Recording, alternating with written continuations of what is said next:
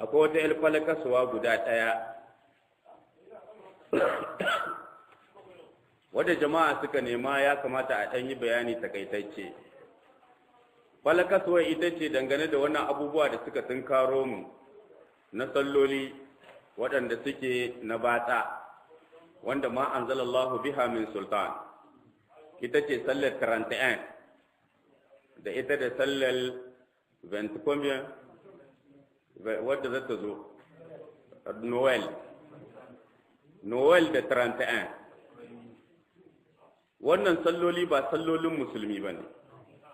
Duk inda musulmi yake ya kamata ya nesanta da wannan abu kuma ya tsare ɗiyan shi daga wannan abu. Yin sallah ko miyarka ta canza a gidanka a wannan ranar nuna cewa ne ka yarda da addinin Kirista. Ko miyarka ta canza. Babu zancen rebellion a cikin musulunci, babu zancen 31 a cikin musulunci, wallahi mu ji tsoron Allah. Yarda ce da ayyukan cewa addininka bai cika ba har sai ka kokoyi wasu addini tukwana za ka yi rayuwarka.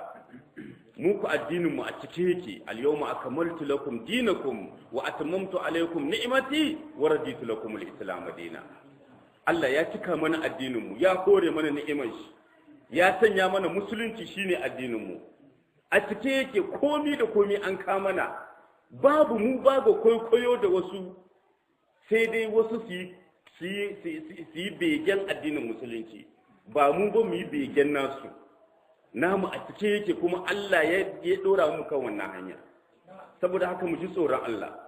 babu zancen 31 ka rike yaranka kan wanda ya kuskura yayi sallar 31 kan wanda ya kuskura yayi sallar Noel inda kun san tarihin su wallahi sai ka ciza yatsa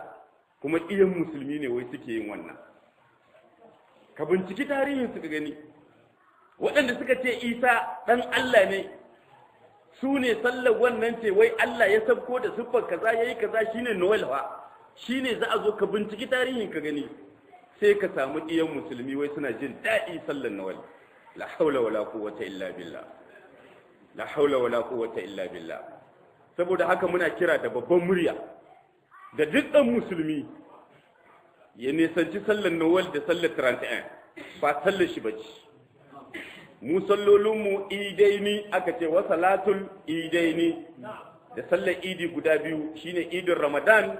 da idin Hajji wannan su ne salloli takamamme na musulmi wanda suke da hujja koma bayan wannan kokoyo ne da Kirista mu nisance su wannan shine mu komo kan karatunmu mai Allah ya ce kan